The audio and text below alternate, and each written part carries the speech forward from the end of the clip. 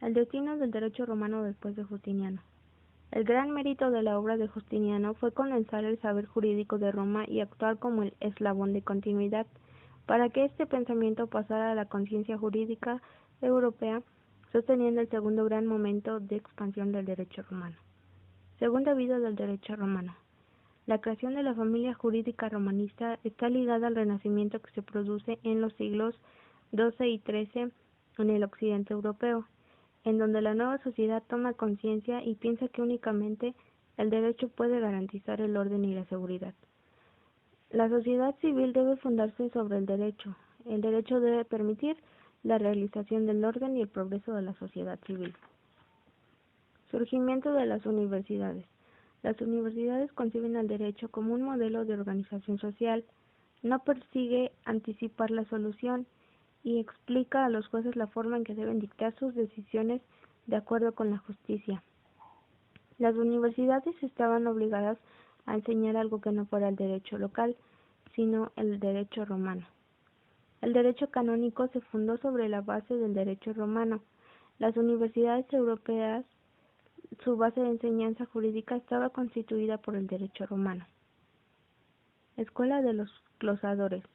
Fue fundada por Irnerio o tal vez llamado Guarnerio, un monje dedicado a la enseñanza como profesor de arte de la gramática y dialéctica en la escuela de Bolonia, quien, preocupado por las hostilidades que la querella de las investiduras había provocado entre el Papa y el emperador, y poniéndose de parte del Papa, estimulando la condesa Matilde de Tutzien o Matilde de Toscasa, se trasladó a Roma para estudiar las razones legales que le permitieran al Papa sostener su poder enfrentando a la escuela de Ravenna.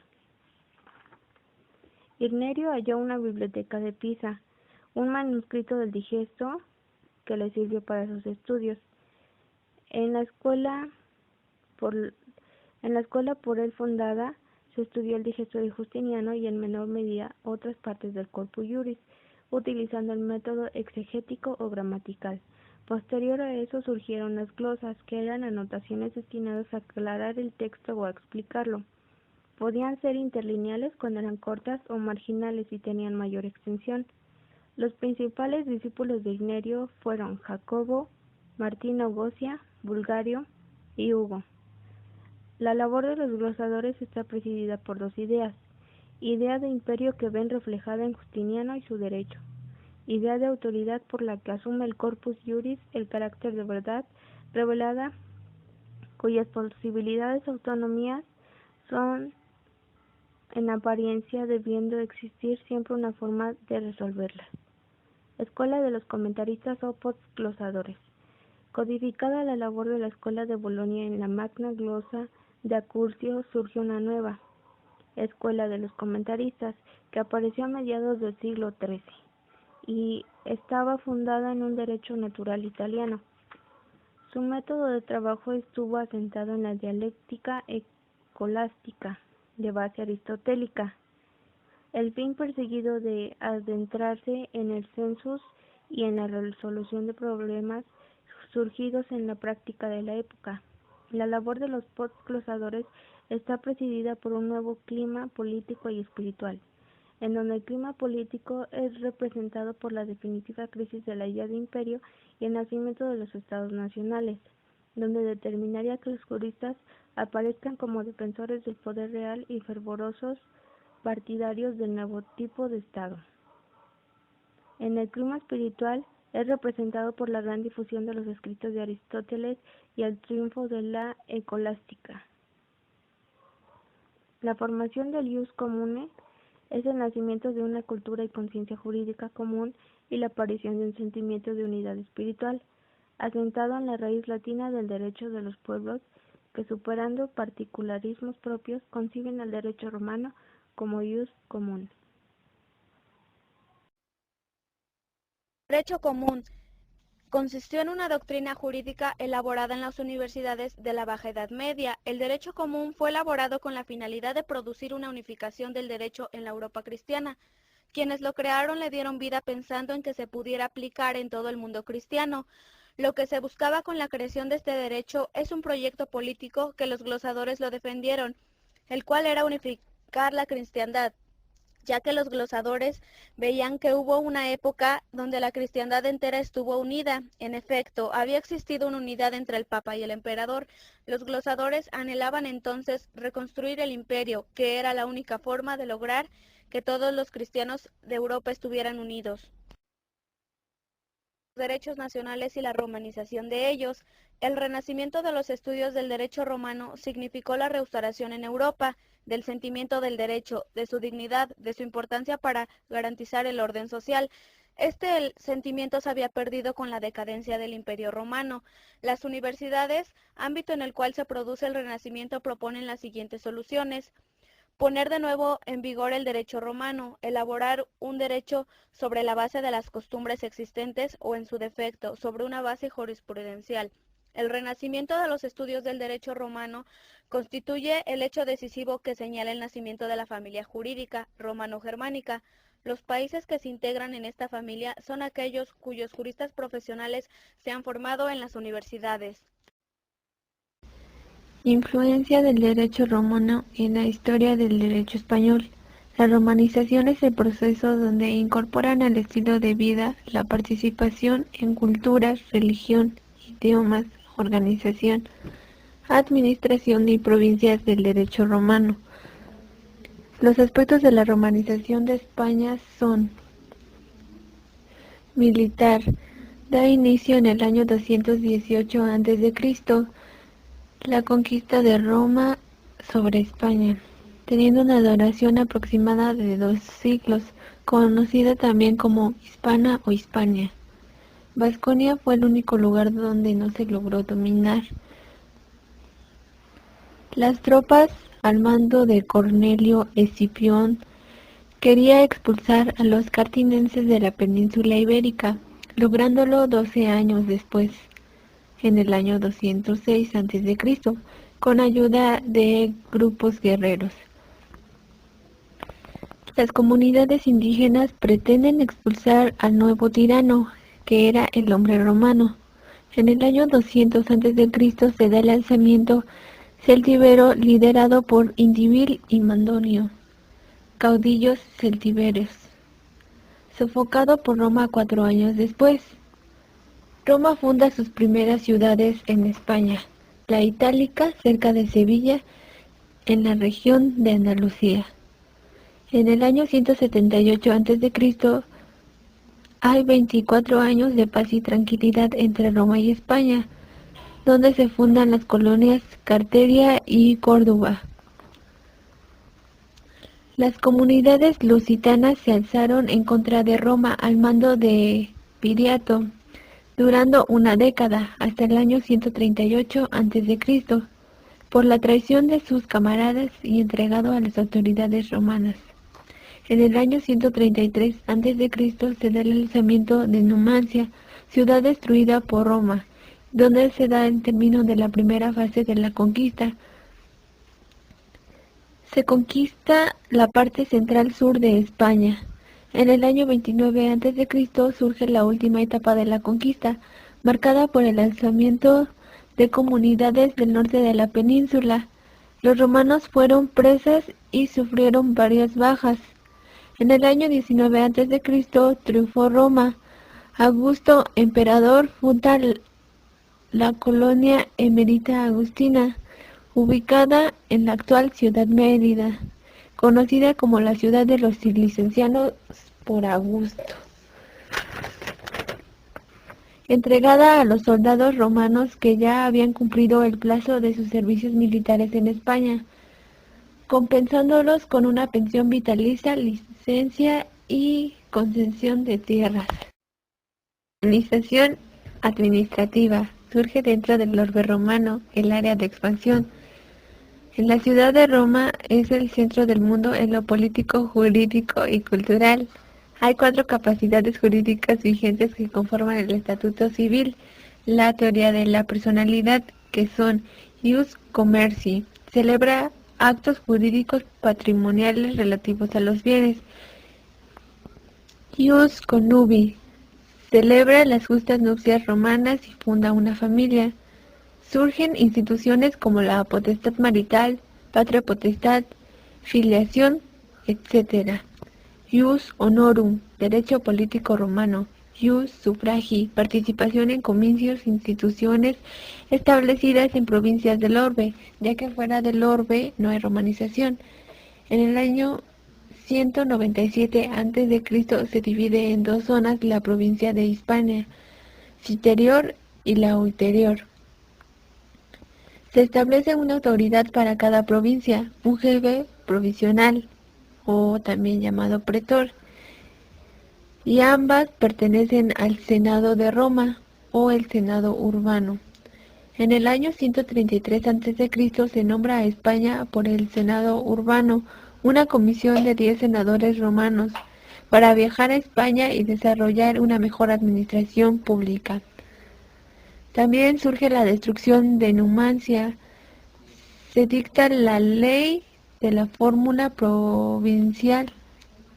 Se establece la base de la administración pública española, dictada en varios textos romanos.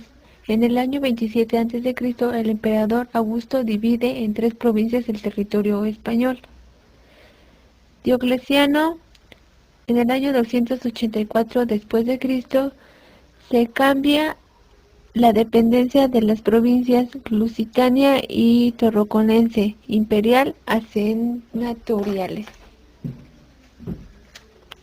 Las provincias imperiales, gobernadas por el emperador, y a la vez nombraba a un funcionario para que gobernara. Los impuestos ingresaban a la caja del emperador, en su mayoría a los gastos militares y defensa. Hay fuerte presencia militar justificada por la inseguridad. De esta manera, las provincias senatoriales, bajo la dirección del Senado de Roma, recogía los impuestos para el Senado, ingresaba al fondo.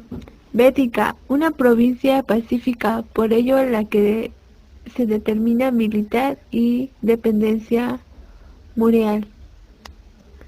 En el Bajo Imperio Diocleciano, en el año 284 a.C. hasta el año 305 después de Cristo, es un periodo de crisis de dominación romana. Para más recursos se alzan los impuestos, ocasionando la migración de la población urbana hacia las zonas rurales, librados de impuestos. La ruralización imperial, germes y caído de cultivo en las sociedades en el Medio Oriente. Para salvar el imperio del desastre económico y político, Diocleciano divide el imperio en 2 zonas, con autonomía administrativa, oriente y occidental. Por lo anterior, España queda en la zona occidental del imperio y se divide en 7 provincias imperiales. Los cuerpos jurídicos. El Código de las 7 Partidas es la obra jurídica más representativa e importante de la recepción orgánica del derecho común en España.